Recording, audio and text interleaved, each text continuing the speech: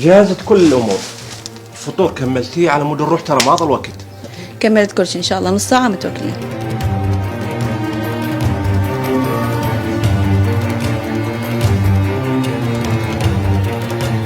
بس الموضوع حسب نياتك طيور من طيور الجنه، احتسب الى الله عز وجل وخلينا نكمل شغلنا قبل لا يأذن. ها وين اليوم؟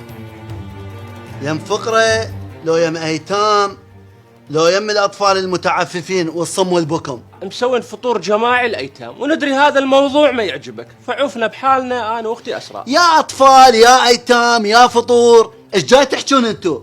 يوم يم الصم والبكم ويوم يم الايتام ويوم يم الفقراء والمتعففين، ترى ماكو هيك، ماكو اصلا فائده من هذا الموضوع، وانتو لحالكم يوميا مسوي لهم فطور لهنا وكافي. المجتمع ما يتقبلكم ترى، وبعدين انت مرش كبرك طارت لي يوميا فطور وسحور للاطفال، كافي. شنو الفائده؟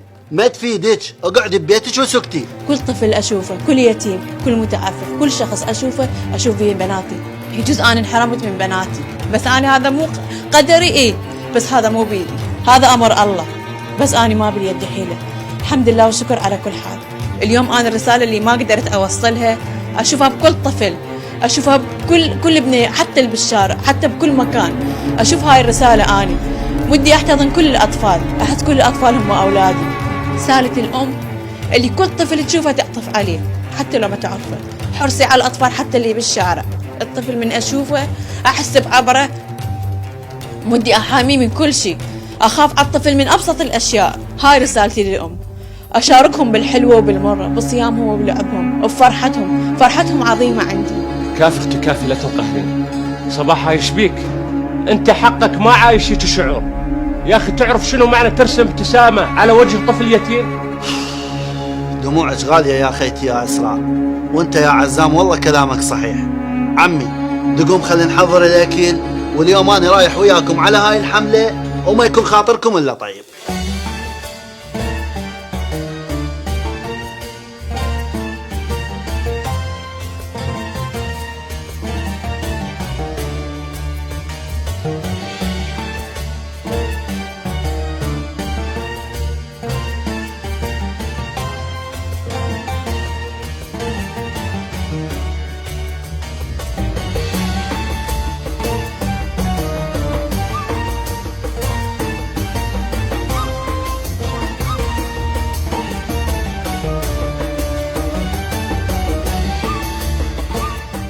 فعلا فرحة الأيتام ورسمة البسمة على وجوههم تعادل الدنيا وما بيها، وأني منا وهيك راح أتواصل وياكم وأبقى وياكم بهذا العمل الإنساني. اكيد ونتشرف بيك. شكرا لكم شباب، تصير.